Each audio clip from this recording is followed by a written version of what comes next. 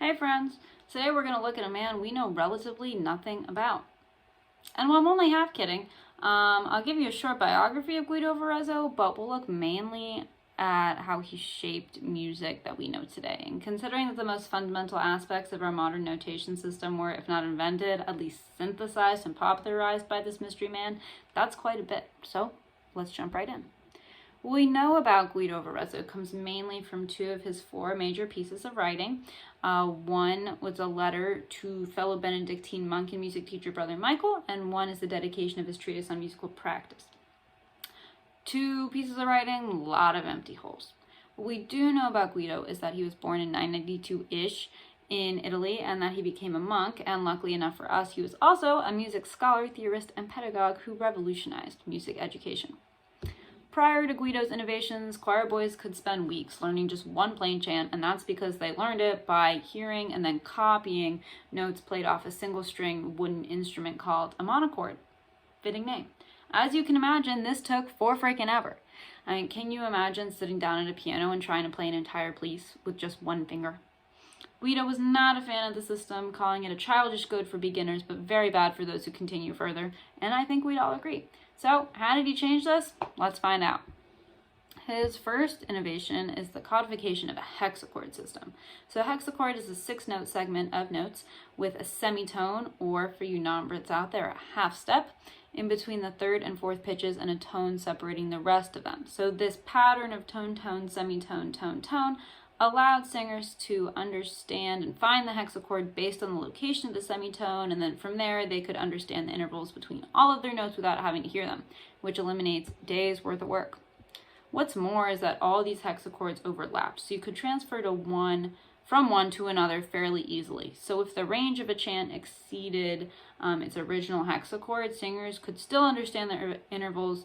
All they had to do was mutate from one hexachord to another. So this is a precursor to the skill of transposition, and to all my B-flat trumpet players out there who have read a C trumpet part on the fly and still somewhat sounded okay, like, you have Guido to thank for that. There's some speculation as to whether or not he came up with this whole system by himself, as is quite popular in the study of history, but in any case, he was a major player in its development. Furthermore, he split all of his notes into octaves, and he assigned them 7 letters instead of 4 Greek symbols, which shockingly also helped choir boys learn. It's also interesting to note that Guido didn't just come up with this out of nowhere. He built upon pre-existing models. So if we look back at the ancient Greeks and their immutable system of tetrachords, which allowed for the intervallic interpretation of music, to the way that Boethius reorganized it into different tetrachords, to the development of modes, and then the categorization of modes into things like authentic and plagal, you can see that Guido is just a stepping stone in history. This brings us to the second helpful innovation from Guido, which is solmization. Unlike the hexachord system, it's generally accepted that this was mainly his own invention. So he used the hymn Ut cant laxis, as we can see here, and he took the starting notes of each phrase, and each phrase was starting on a pitch of the hexachord, and he gave them names based off of the words that they started. Ut, re, mi, fa, sol, la. Sound familiar? So using this, singers could find the intervals in a hexachord and use any hexachord in any context. And an extension of the system is the mnemonic device, the Guidonian hand, which used the physicality of the joints to teach the notes and intervals of the gamut, which also assisted singers in remembering the relationship between notes. This reminds me of that little knuckle trick that you can use to remember the number of days in a month, but his is probably way more useful. He's only credited with the rudimentary Guidonian hand because the rest of it was refined after his death, but his efforts did serve as its basis. And lastly, we'll look at how musical notation was influenced by Guido. So before him, music notation really just tried to help the memory, and it wasn't a tool for learning new music.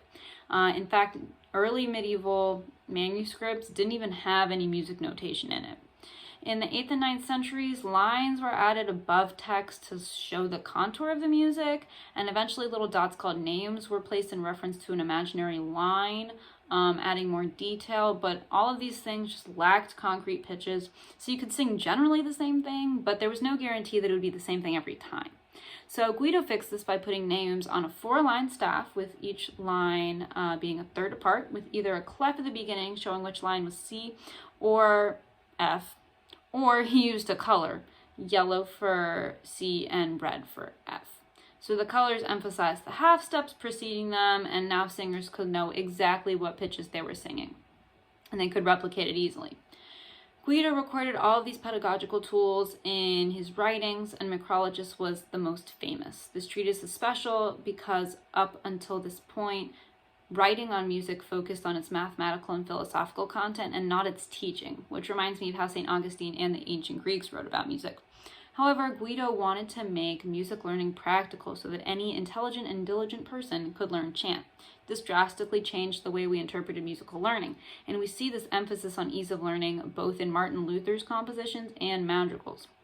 By the year 1025, Guido's treatise on musical practice made him a famous man, and his fellow monks got sort of jealous, and partly because of this, he moved to Arezzo, where he came into contact with Bishop Theodaldus, who put him in charge of directing his cathedral's choir.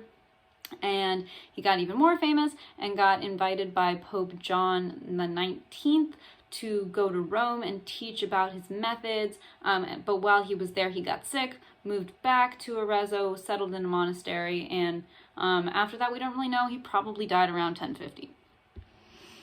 As we come to a close, I'd like to emphasize what Guido's innovations, whether directly attributable to him or not, have done for our modern system of music.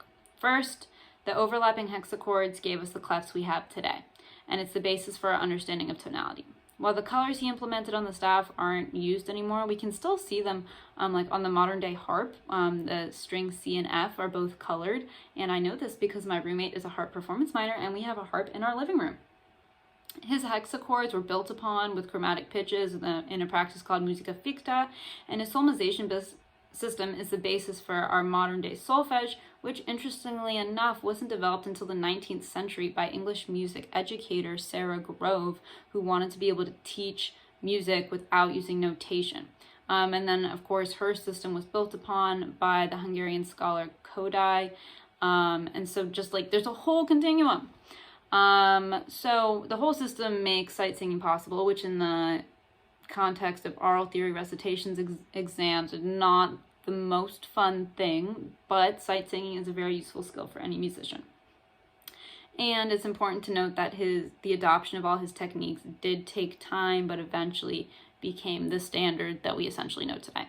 Nowadays, he's the namesake of Guido music notation software and of an international polyphony contest, but what's most important is to see how he's part of the musical continuum, adding key innovations to the timeline. He changed and popularized the teaching of music unlike any others. And while I couldn't find any quotes actually said by him, there's one about him that I think is worth mentioning. So one middle-aged theorist called him the master, who we consider the greatest in our field since Boethius. Pretty big comparison to a guy who was once considered the music oracle of the world. So I hope you learned something new today, and next time you're reading or playing or singing a piece of music, say a silent prayer of thanks to the man, the myth, the legend, essentially because we don't know that much about him, Guido of Arezzo, and I'll see you next time.